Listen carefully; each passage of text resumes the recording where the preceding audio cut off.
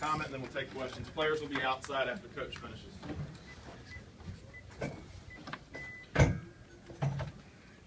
Well, you know, the thing that I'm most proud of is the way our guys finished the game, the resiliency they showed in the game, the adversity they had to overcome in the game, which, you know, we knew we would have to playing here. It's always this way here. But, you know, when the defense went out and they got the fumble, I said, guys, we got to hold them to a field goal. We're going to time out. This is where you show you know how to win. You got to stop them right here. And when the offense went out there with 50 seconds to go in the game, or 55 or whatever it was to go 2 minutes, I said, this is where you show if you know how to win. You got to go kick a field goal. You got no timeouts. And you know, the players did a great job in both those circumstances, and it continued in overtime. You know, really did a great job in overtime, even though, you know, we get 2 penalties inside the 2-yard line. So we made it a little more difficult than we needed it to be. But you got to be proud of the players, the way they competed, the resiliency that they showed, how they finished the game. Now, if you want to talk about a lot of the rest of it, you've got to give LSU's players a lot of credit. They really played a good game. They really played hard. It was a tough game, physical, direct run after direct run. You know, we didn't get off the field on 3rd down. We created enough 3rd down situations that we needed to get off the field, and it changed the field position dramatically. They had the ball the whole 3rd quarter. Of course, we didn't make any first downs when we had it, but you got to give their players a lot of credit. But you got to give our guys a lot of credit for hanging in there, stopping them when they had to stop them, and making the plays when they needed to make them at the end of the game. All right, now there's a lot of things that we need to do better. There's no question about that. And, you know, you would ask the players, how do you think you played today? It was a great win, but do we think we played a great game today? Probably not one of our best. All right, and we need to make improvement based on that.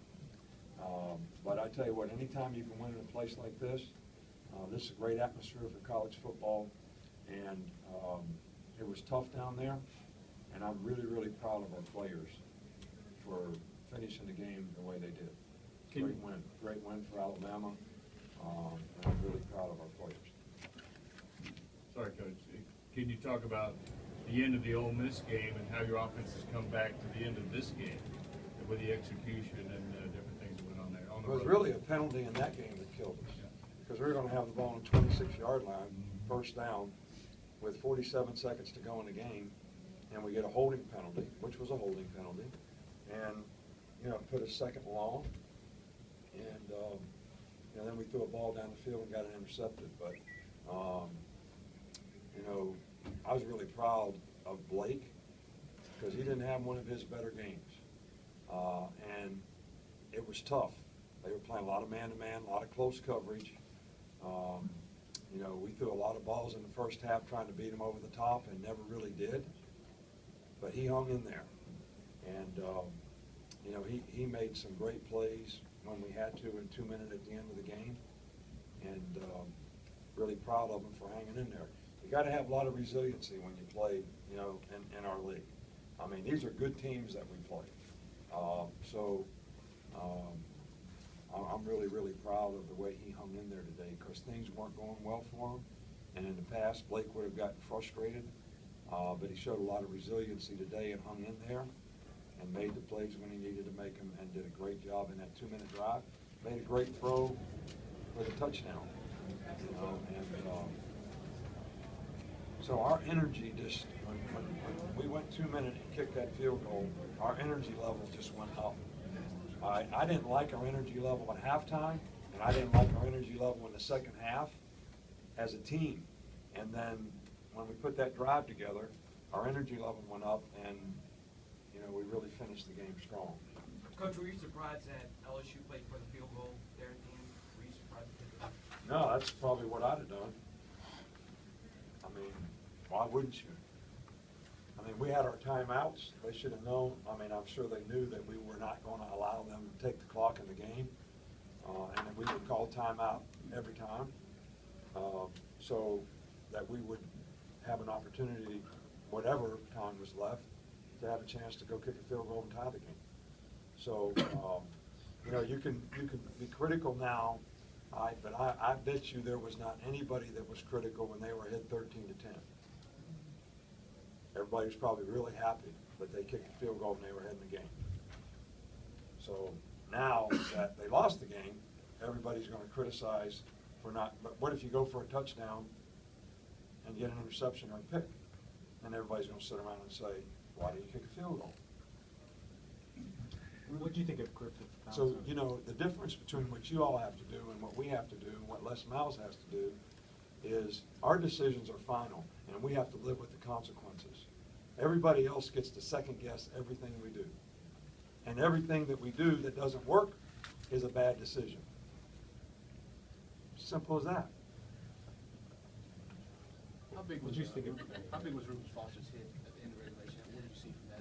Well, I think it elevated our energy, as a team, all right, which I think kicking the field goal elevated it. I think that kind of energy and enthusiasm is contagious, all right, and it really helps. And we didn't have a lot of that in the second half out there today. And, I was running up and down on the sidelines trying to create some of it and trying to get the coaches to create it, but we got it at the end when we needed to and finished the game strong. Nick, talk about your front three on defense, how they played the defensive line up front like that. I'm sorry? Talk about the front three on the defensive line, the guys that went in and out, and how they played against the run. Well, I don't know what their rushing yards were, but they had 56 rushes for 183 yards.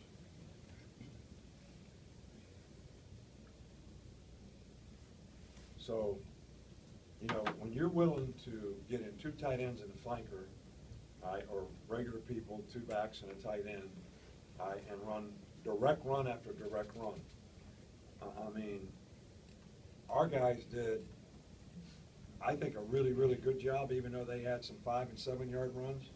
Our guys did a really good job. That's a tough physical game. That's old-fashioned ball. That's the kind of football that when I played, you played. Nothing spread about that. You better butt the guy in the throat that's playing across from you, both sides. Get your hands inside and control the blocker and get off and get ready to hit a 230-pound guy rolling through there behind a 250-pound guy. And we did it all day, 56 times. 56 times. So but I'm not being critical of them. I think they do that well, and I think it's really good for their team to do what they do. And their offensive line is good, their runners are good, and not very many teams are as big as we are, because we were really built to be able to beat a team like LSU. Because when we came in the league, that's what this league was. It's not that way anymore. You need smaller, faster guys to do all this spread stuff, but we still got some big guys. And if you're going to beat this team, you better have some big guys. And the rest of the country appreciate that with all the spread and all the scoring? I love it. Yeah. I love it. One more. Update on TJ Yeldon. Sorry. Update on TJ Yeldon. I'm sorry? Update on TJ Yeldon. How he's doing.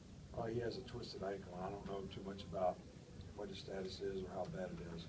Anything else? Anybody wants to ask? Nick, Yes, sir. These types of wins, you said the energy was contagious at the end of the game. These types of wins, can they be contagious? What do they do for teams? It reminds me of the 2012 game here, maybe what it did for you guys. Well, we didn't play very well after that win. True. All right, so, I think that your players really have to have a lot of maturity, all right, and understanding, okay, we won the game. We should be really happy about the fact that we won the game. We control our own destiny in terms of what we want to accomplish, and we won the game. But, there's always an and or a but. But there is a but. We didn't play that great, and we need to play better, and we need to improve. All right, and takes a lot of maturity on our players' part, all right, to understand that they can't be satisfied just because we won. Because we're really capable of playing better and executing with more consistency, and we're going to need to do that to beat the teams that we have to beat coming up. So they have to show their maturity and willingness to go out and practice now and carry this energy over into the improvement that we need to be able to have success in the future. Nick, That's not, most of the time, that's not our nature as human beings, you know. All right, when we win, we're satisfied. We think we're supposed to get a break. We need to finish up here. Players will be.